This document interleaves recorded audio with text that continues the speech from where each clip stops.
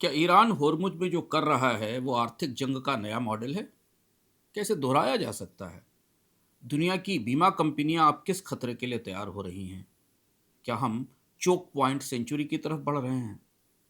होर्मुज का हाल देखकर अगर आपके दिमाग में सवाल नहीं उठे तो ज़रूर आप कहीं दूसरी जगह व्यस्त होंगे, क्योंकि इस जंग के बाद ग्लोबल ट्रेड के सबसे बड़े सवाल यही हैं। मैं हूं अंशुमान, आइए अर्थम में आपका स्वागत है।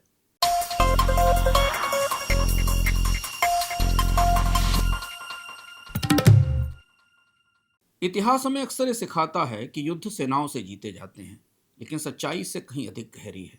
अक्सर जीत तलवारों या सैनिकों से नहीं, बल्कि उन रास्तों से तय होती है जिस पर व्यापार चलता है।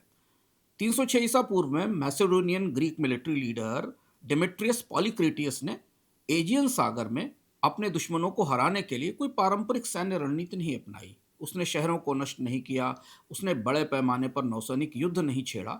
उसने सिर्फ इतना किया कि साइप्रस के और उसके आसपास के समुद्री मार्गों पर कंट्रोल कर लिया, नियंत्रण स्थापित कर लिया। नतीजा यह हुआ कि दुश्मनों का व्यापार रुक गया, उनकी अर्थव्यवस्था कमजोर हो गई और वे बिना निर्णायक युद्ध के हार गए। ये एक साधारण सैन्य जीत नहीं थी, बल्कि रणनीतिक सोच का, स्ट्रेटजी का एक गहरा उदाहरण था। लगभग 2000 साल बाद अल्फ्रेड वेयरमैन, जो कि अमेरिकी नौसेना के सबसे बड़े रणनीतिकार थे और जिन्हें 19वीं सदी का सबसे महान स्ट्रेटजिस्ट कहा जाता है, उन्होंने सी पावर की थ्योरी पेश की। उन्होंने तर्क दिया कि जो देश समुद्री चोक पॉइंट्स को, यानी सकरे समुद्री रास्तों पर नियंत्रण रखते हैं, वही ग्लोबल ट्रेड को नियंत्रित करते हैं, और जो व्यापार को नियंत्रित करता है वही दुनिया की ताकत बनता है। 20वीं सदी में ये विचार, ये थ्योरी अमेरिका की नेवी स्ट्रेटजी का आधार बनी। इसके बाद अमेरिका ने अपनी नेवी रणनीति बनाई। बड़े बड़े एयरक्राफ्ट कैरियर, पूरी दुनिया में फैले नौसैनिक अड्डे और विशाल बेड़े इस पूरे बाजार को और व्यापार को नियंत्रण करने के लिए जरूरी हो गए। और इन रास्तों को पर नियंत्रण करते हुए अमेरिका दुनिया की सबसे बड़ी नौसैनिक ताकत बन गया। लेकिन इस एक जंग ने, जो अब इस वक्त चल रही है, उसने 2026 में पूरा समीकरण बदल दिया। ईरान ने दुनिया को ये दिखाया कि अब किसी सकरे समुद्री रास्ते को, जल संधि को, स्ट्रेट को बंद करने के लिए बड़ी नौसेना की जरूरत नहीं है। आधुनिक तकनीक ने समुद्री ताकत को डेमोक्रेटाइज कर दिया है। अब ड्रोन, मिसाइल या समुद्री माइंस और सबसे महत्वपूर्ण शिपिंग इंश्योरेंस मार्केट की अगर समझ है, तो इन सब के जरिए ग्लोबल ट्रेड को रोका जा सकता है, उसे हथियार बनाया जा सकता है। तो अगर किसी क्षेत्र में खतरा बढ़ता है तो बीमा कंपनियां प्रीमियम बढ़ा देती हैं या कवर देने से मना कर देती हैं। जैसे ही बीमा महंगा होता है, जहाज उस रास्ते से गुजरने से बचते हैं। इससे व्यापारिक मार्ग बदलते हैं, समय बढ़ता है, लागत में भारी बढ़ोतरी होती है। इसलिए युद्ध आज सिर्फ समुद्र में नहीं लड़ा जा रहा है, बल्कि फिनेंशियल और रिस्क मैनेजमेंट के स्तर पर भी ये जंग जारी है। ये वही सिद्धांत है जो डिमेट्रियस ने अपनाया था। ये सिद्धांत अल्फ्रेड थेयरमान की सी पावर थ्योरी से या स्ट्रेटेजी से बिल्कुल उल्टा है। लेकिन डिमेट्रियस का यह सिद्धांत अब इस वक्त ज़्यादा सटीक, तेज और व्यापक हो गया है। आज के टैंकर सैटेलाइट से ट्रैक होते हैं। आधुनिक हथियारों की सटीकता इतनी अधिक है कि बिना किसी बड़े युद्ध के भी किसी मार्ग को प्रभावी रूप से बंद किया जा सकता है, अगर वहां एक टैंकर उड़ा दिया जाए। इसका सबसे बड़ा असर यह है कि समुद्री जोखिम अब अस्थायी नहीं रहा, ये स्थायी रूप से दुनिया में ट्रेड की कॉस्ट का या लागत का हिस्सा बन चुका है। आज जो भी जहाज किसी विवादित जलमार्ग से गुजरता है, उसकी लागत में ये जोखिम पहले से शामिल होता है। आज दुनिया का व्यापार विशाल और फैला हुआ है, लेकिन अगर गौर से देखें तो ये कुछ बेहद सकरे समुद्री रास्तों पर निर्भर है। इन्हें चोक पॉइंट्स कहा जाता है। अगर इनमें से कोई एक भी बंद होता है तो उसका असर पूरी दुनिया की सप्लाई चेन पर पड़ता है। तो सबसे पहले देखिए दुनिया का यह नक्शा, जो इस सदी को चोक पॉइंट सेंचुरी बना सकता है। इसके बाद हम यात्रा करेंगे इस भूगोल के भीतर। इस नक्शे पर दिख रहे हैं 7 रास्ते, 7 स्टेट्स, 7 जलडमरू मध्य। जलडमरू मध्य थोड़ा कठिन हिंदी का शब्द है, इन्हें जल संधि भी कह लीजिए, ये बेहतर पर्याय है। आइए गुजरते हैं एक एक रास्ते से, ये समझने के लिए कि जो ईरान में हुआ वो कहाँ कहाँ कब हो सकता है। ये मैप आपकी स्क्रीन पर बार बार आता रहेगा, लेकिन सबसे पहले हम होर्मुज को ही लेते हैं। दुनिया के नक्शे पर स्ट्रेट ऑफ होर्मुज एक पतली सी लाइन जैसा दिखता है, लेकिन ये दुनिया में अर्थव्यवस्था की सबसे अहम धमनियों में से एक है। अपने सबसे सकरे हिस्से में केवल 33 किलोमीटर चौड़ा है, लेकिन यहाँ से हर दिन करीब 21 मिलियन बैरल तेल और पेट्रोलियम उत्पाद गुजरते हैं। ये दुनिया की खपत का कुल 21% है। इसके अलावा दुनिया के एलएनजी व्यापार का 20% हिस्सा भी यहाँ से गुजरता है, जिसकी ज़्यादातर आपूर्ति कतर से आती है। सबसे महत्वपूर्ण बात यह है कि दुनिया के शीर्ष 10 तेल उत्पादक देशों में से 5 सऊदी अरब, इराक, अमीरात, कुवैत और ईरान इस रास्ते पर पूरी तरह निर्भर हैं। इनके पास बड़े पैमाने पर कोई वैकल्पिक निर्यात मार्ग नहीं है। यानी होर्मुज सिर्फ जलमार्ग नहीं है, ये सिंगल पॉइंट ऑफ फेल्योर है। इस रास्ते से गुजरने वाला लगभग 80% तेल एशियाई बाजारों की ओर जाता है। चीन, भारत, जापान, साउथ कोरिया जैसे बड़े देश इस पर निर्भर हैं। इसका मतलब यह है कि जब भी यहाँ तनाव होता है तो बीमा महंगा होता है, कोई चेतावनी जारी होती है तो रिस्क प्रीमियम बढ़ते हैं और उसका सीधा असर इन देशों की ऊर्जा सुरक्षा पर पड़ता है। 2026 के युद्ध ने एक नई बात साबित की। ये बात नहीं कि होर्मुज बंद हो सकता है, ये तो पहले से पता था, रास्ते बंद हो सकते हैं। असली बदलाव यह है कि होर्मुज को बिना किसी भौतिक अवरोध के, बिना किसी जंग के भी प्रभावी रूप से बंद किया जा सकता है। तो जैसे ही हमले शुरू हुए 48 घंटों के भीतर शिपिंग कंपनियों ने, बड़ी तेल कंपनियों ने और कई पीआई इंश्योरेंस क्लब्स ने इस रास्ते से अपने को हटा लिया। औपचारिक बंदी की घोषणा 2 मार्च को हुई, लेकिन उससे पहले ही होर्मुज का टैंकर ट्रैफिक करीब 70% घट चुका था। इसका मतलब साफ है, पहले बाजार बंद हुआ, फिर समुद्री रास्ता बंद हुआ। बाद में तो माइंस बिछाई गई, ड्रोन हमले हुए और उनके जरिए ईरान ने दिखाया कि एक मध्यम शक्ति वाला देश अगर उसके अस्तित्व पर संकट आए तो वो पूरी दुनिया की एनर्जी सप्लाई चेन को नियंत्रित कर सकता है। वो अपनी पसंदीदा मुद्रा में सौदे करा सकता है और अपने रणनीतिक साझेदारों के साथ संबंध और मजबूत कर सकता है। तो होर्मुज का मॉडल अब एक रेफरेंस केस बन गया है। वो हर देश जिसके पास कोई महत्वपूर्ण जलमार्ग है, स्ट्रेट है, जल संधि है, इस उदाहरण को ध्यान में रखकर भविष्य में अपनी रणनीति बनाएगा। इसलिए आने वाले समय का जोखिम और भी जटिल है। ईरान के नए सुप्रीम लीडर ने इस तरह की बंदी को या होर्मुज को बंद करने को एक किस्म का राजनीतिक हथियार बना दिया। अब इसे पुनः खोलने के लिए कूटनीति से ज़्यादा तकनीकी प्रक्रिया की, जैसे माइन क्लियरिंग की ज़रूरत होगी। ओमान के जरिए वैकल्पिक मार्ग हैं, दुक्म है, सलाला है, सोहर है, ये भी उपयोग में आए थे, लेकिन अब उन पर भी निशाना हो गया है। सऊदी अरब की ईस्ट वेस्ट पाइपलाइन और अबू धाबी की फुजैरा पाइपलाइन मिलकर भी उस कमी को पूरा नहीं कर सकती जो होर्मुज के कारण ग्लोबल ऑयल सप्लाई में आई है। होर्मुज दोबारा खुलेगा, इसमें संदेह नहीं है, लेकिन जब भी वो खुलेगा एक नई वास्तविकता के साथ आएगा। इंश्योरेंस प्रीमियम स्थायी रूप से ऊंची रहेंगे, जियोपॉलिटिकल रिस्क हमेशा मौजूद रहेगा। सबसे बड़ा बदलाव ये होगा कि दुनिया अब ये मानकर चलेगी कि ईरान इस रास्ते का इस्तेमाल आगे भी रणनीतिक हथियार के तौर पर करेगा। अब चलते हैं एक दूसरे भूगोल में, एक दूसरे स्ट्रेट या जलसंधि की तरफ, मलक्का। 2003 में हु जिनताओ ने चीन की कम्युनिस्ट पार्टी को एक चेतावनी दी थी। उन्होंने इसे मलक्का डिलेमा कहा था। उनका कहना था कि ऐसा समुद्री रास्ता जिस पर आपकी निर्भरता बहुत ज़्यादा हो और नियंत्रण बिल्कुल ना हो तो वो खतरा होता है। स्ट्रेट ऑफ मलक्का दुविधा का केंद्र तब भी था और आज भी है। अपने सबसे सकरे हिस्से में ये स्ट्रेट केवल 2.5 किलोमीटर 2.5 किलोमीटर चौड़ा है, लेकिन यहाँ से प्रतिदिन 23.2 मिलियन बैरल तेल गुजरता है। ग्लोबल सी ट्रेड का, मैरीटाइम ट्रेड का करीब 25 से 30% हिस्सा इसी रास्ते से जाता है। सालाना करीब करीब $3.5 ट्रिलियन का माल यहाँ से ट्रांजिट करता है। चीन के लिए यह रास्ता जीवन रेखा है, उसकी ऊर्जा जीवन रेखा है। उसका लगभग 80% तेल, यानी करीब करीब 10 मिलियन बैरल तेल प्रतिदिन इसी रास्ते से आता है। जापान भी अपने 80% तेल के लिए इसी रास्ते पर निर्भर है और साउथ कोरिया का 70% तेल इसी स्ट्रेट से गुजरता है। किसी भी दिन यहाँ 300 से ज़्यादा जहाज गुजरते हैं। पीक टाइम में हर 5 मिनट पर एक जहाज मलक्का स्ट्रेट को पार करता है। ये जलमार्ग इतना व्यस्त है कि इसकी व्यस्तता स्वेज कैनाल की तुलना में लगभग 3 गुनी और पनामा कैनाल की तुलना में 5 गुनी ज़्यादा है ट्रैफिक के मामले में। यानी इन दोनों कैनाल से 3 गुना और 5 गुना ज़्यादा ट्रैफिक मलक्का स्ट्रेट से गुजरता है। लंबे समय तक ये माना गया कि मलक्का सिर्फ चीन की समस्या है, लेकिन 2026 में होर्मुज संकट ने धारणा तोड़ दी। अब यह साफ है कि मलक्का का डिलेमा सिर्फ चीन का नहीं बल्कि हर बड़े आयातक देश का है। हर बड़ी अर्थव्यवस्था किसी न किसी ऐसे चोक पॉइंट पर निर्भर है जिसे वो नियंत्रित नहीं करती और जिसे वो आसानी से बाईपास भी नहीं कर सकती। चीन ने इस जोखिम को कम करने के लिए वर्षों से तैयारी की। म्यांमार के जरिए एक पाइपलाइन डाली गई, चाइना पाकिस्तान इकोनॉमिक कॉरिडोर बनाया गया, हिंद महासागर में जिबूती से लेकर ग्वादर तक चीन ने अपनी नौसैनिक उपस्थिति बढ़ाई और करीब करीब 1.2 बिलियन बैरल तेल के रणनीतिक भंडार बनाए। होर्मुज संकट से पहले चीन ने सस्ते दामों पर तेल जमा कर लिया था। इसके मुकाबले इंडिया की स्थिति काफ़ी कमज़ोर थी। उसके पास केवल 25 दिनों का कमर्शियल स्टॉक और 1 हफ्ते का रणनीतिक भंडार था। यही वो अंतर है जो संकट के समय अर्थव्यवस्था की मजबूती तय करता है। मलक्का और होर्मुज मिलकर एक ही संदेश देते हैं कि अगर आपके पास गहरे रणनीतिक भंडार नहीं है तो चोक पॉइंट का जोखिम सीधे सीधे आर्थिक संकट में बदल सकता है। भविष्य का जोखिम और भी बढ़ रहा है।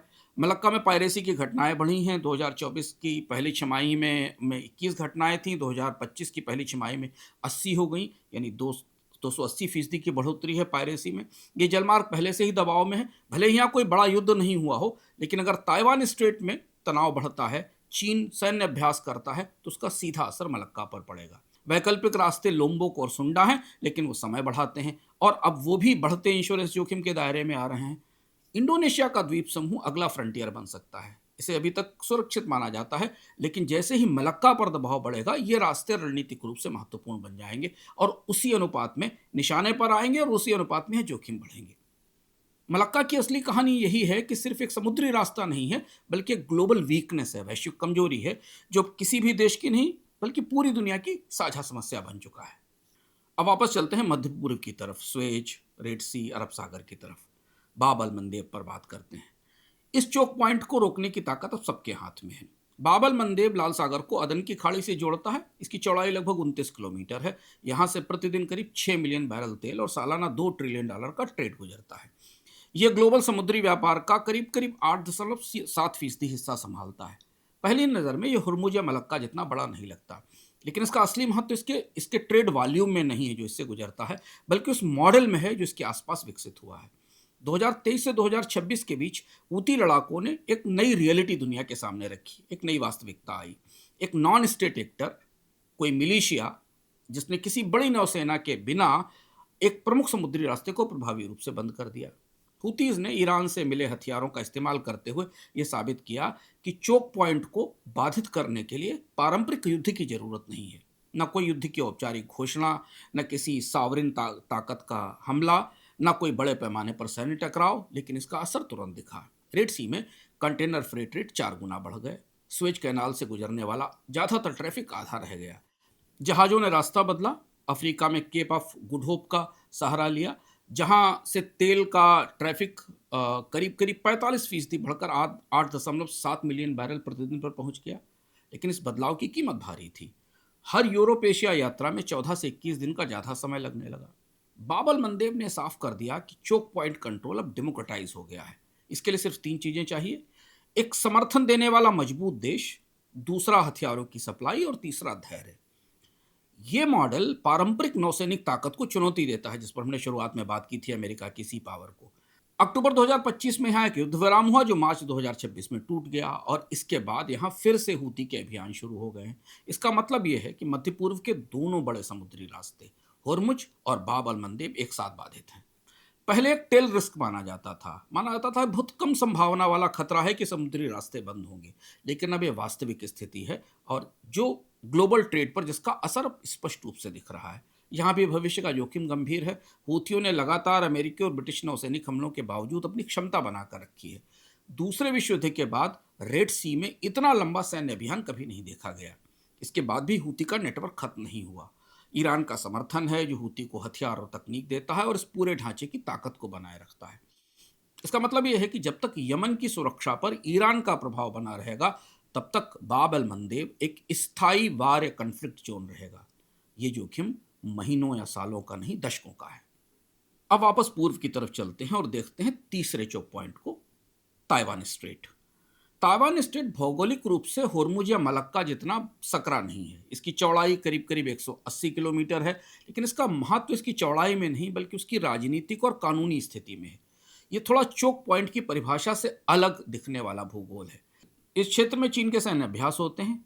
खासतौर से पीएलए जो यहाँ अभ्यास करती है, वो उसे इस समुद्री क्षेत्र को एक फंक्शनल एक्सक्लूजन जोन में बदल देती है, जहाँ से किसी जहाज का गुजरना आर्थिक रूप से संभव हो जाता है, भले कोई गोली न चली हो। ताइवान स्ट्रेट और मलक्का मिलकर समुद्री व्यापार का करीब 20% हिस्सा संभालते हैं।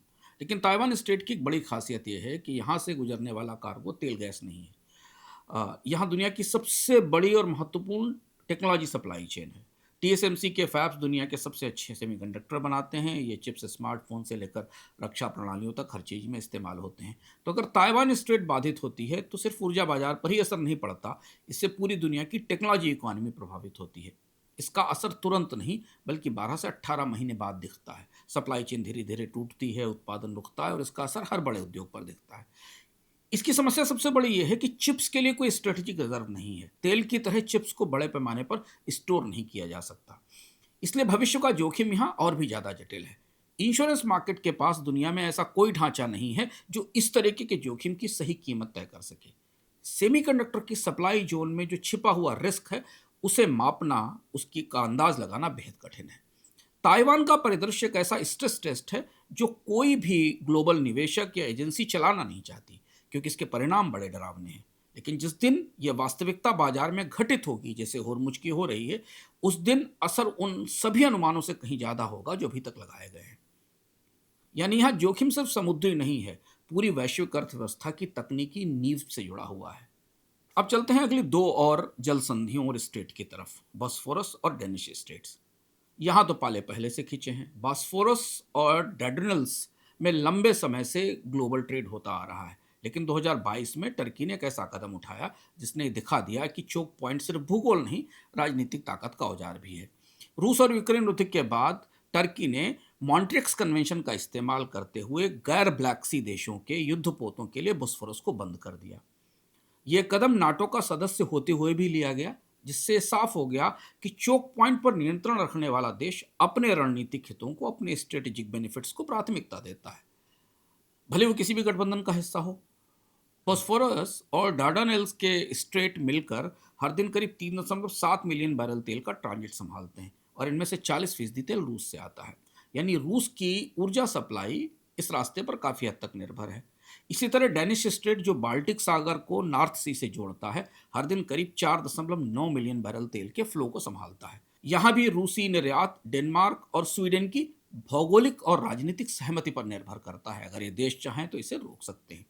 इन दोनों भूगोलों की खास बात यह है कि ये पहले ही आंशिक रूप से वेपनाइज हो चुकी हैं, यानी इनका इस्तेमाल बार बार दबाव बनाने के लिए किया जा रहा है। भले ये रास्ते औपचारिक रूप से पूरी तरह बंद नहीं किए गए हों, लेकिन ये दोनों क्षेत्र, ध्यान दीजिएगा, नाटो और रूस के बीच जो तनाव चल रहा है उसका महत्वपूर्ण हिस्सा है, और इसलिए यहाँ जोखिम पहले से काफ़ी ज़्यादा है।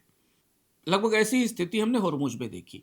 अंतर्राष्ट्रीय कानून में इन रास्तों को, जिसमें होरमुज भी शामिल है, बॉस्फोरस भी शामिल है, डेनिश स्ट्रेट भी शामिल है, इन्हें निरापद रखने का अधिकार दिया गया था, मगर व्यवहार में ऐसा होता नहीं है। अगर किसी देश को लगता है कि उसके रणनीतिक हित ज़्यादा महत्वपूर्ण हैं, तो वो सारे कानूनी दायित्वों को पीछे छोड़कर इस रास्ते को रोक सकता है।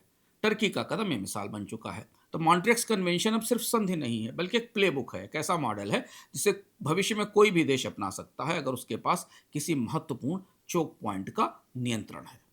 तो इन 7 रास्तों के सफर के बाद अब हम एक साथ देखते हैं कि तस्वीर क्या है, क्योंकि हर चोक पॉइंट एक भौगोलिक स्थान नहीं है, बल्कि एक किस्म की आर्थिक धमनी है। जब ये बंद होता है तो उसका असर केवल उस क्षेत्र में नहीं, पूरी दुनिया की अर्थव्यवस्था तक फैलता है।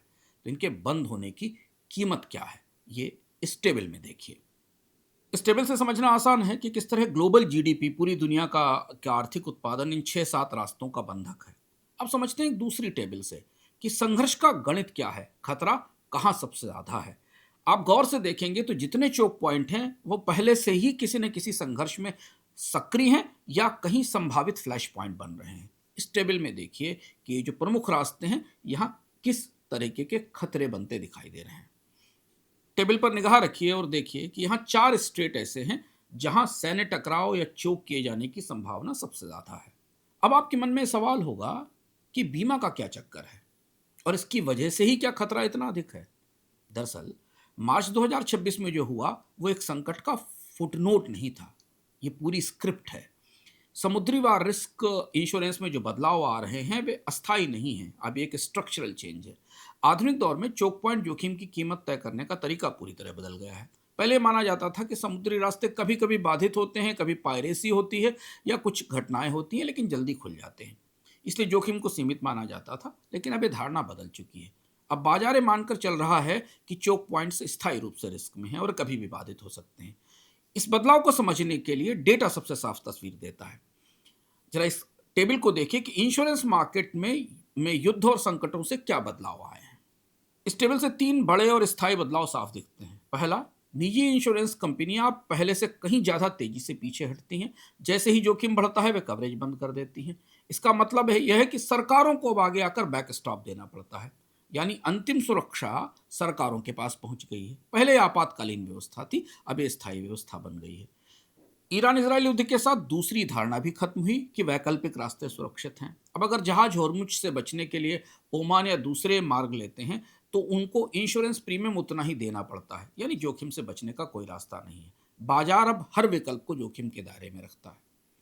और तीसरा बदलाव, ग्लोबल इंश्योरेंस बाजार अब दो हिस्सों में बंटता हुआ दिखाई दे रहा है। एक तरफ पश्चिम के P&I क्लब हैं जो डॉलर आधारित सिस्टम में काम कर रहे हैं, और दूसरी तरफ एक उभरता हुआ एशियाई इंश्योरेंस बाजार है जो खासतौर पर चीन के इंश्योरेंस नेटवर्क के साथ चलता है, जो युआन पर आधारित सिस्टम पर चल रहा है। इस संकट के दौरान कई चीनी और ईरानी जहाज पश्चिमी कवरेज के बिना ही तेल ले जाते रहे, गैस ले जाते रहे।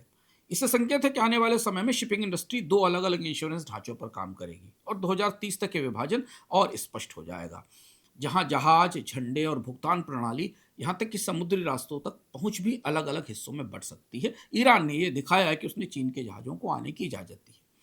सबसे बड़ा बदलाव रिस्क के कैलकुलेशन में आया है। पहले ये माना जाता था कि चोक पॉइंट्स अस्थायी रूप से बंद होते हैं और फिर खुल जाते हैं। अब ये माना जा रहा है कि वे हमेशा जोखिम में रहेंगे और कभी ही पूरी तरह खुले होंगे। इस बदलाव की सबसे सबसे बड़ी कीमत अब हमें दिख रही है। अनुमान है कि इससे करीब 200 से 400 बिलियन डॉलर तक की ग्लोबल फ्रेट कास्ट बढ़ेगी। और ये लागत कहीं अलग नहीं दिखेगी, ये हर चीज में शामिल होगी, तेल में, गैस में, कंटेनर में और हर उस उत्पाद में जो समुद्र के रास्ते पूरी दुनिया में कहीं भी पहुंचता है। तो यानी जियोपॉलिटिक्स अब सिर्फ खबर नहीं है, ये हर सामान की कीमत में एक स्थायी टैक्स बन चुका है। तो अब हम उन तीन बदलावों को जान लेते हैं जो इस जंग के खत्म होने के बाद भी बने रहेंगे, जिन्हें समझना जरूरी है। पहला बदलाव है जस्ट इन टाइम ऊर्जा आपूर्ति मॉडल का समापन। यह वही मॉडल था जिसमें खाड़ी से तेल एशिया की रिफाइनरियों तक 30 दिन के क्रेडिट साइकिल पर बेहद कम स्टॉक के साथ पहुंचता था। यानी जितनी जरूरत उतनी सप्लाई, रिफाइनरीज बड़ा स्टॉक नहीं बनाती थी, कैपिटल ब्लॉक नहीं करती थी। 2026 की जंग के बाद इस मॉडल की बुनियाद ही टूट गई।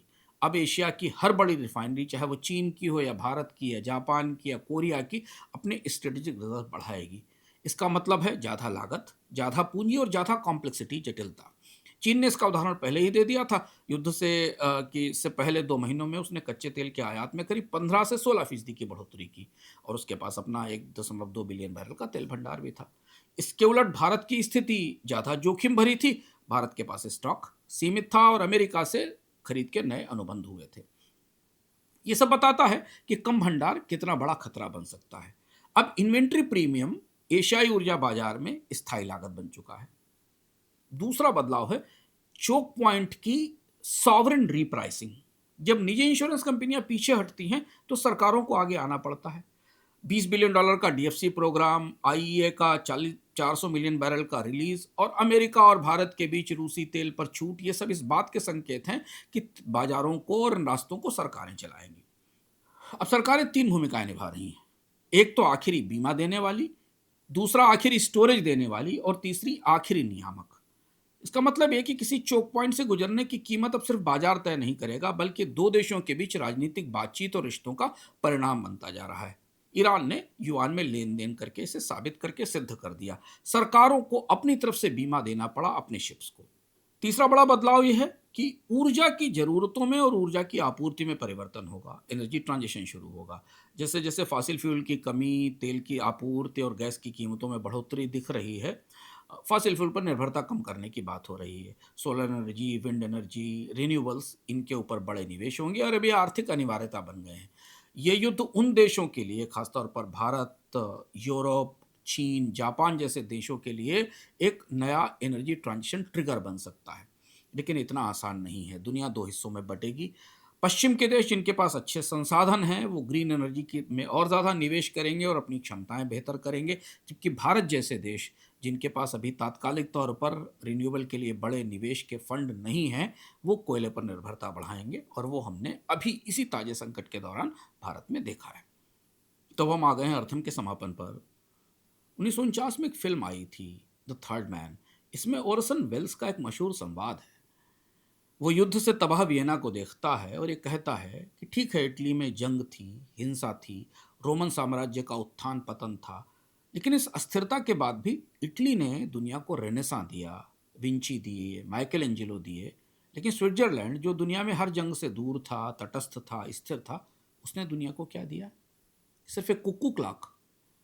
बीते 70 वर्षों में अमेरिका के समुद्री प्रभुत्व ने कुछ ऐसी ही तस्वीर बनाई है।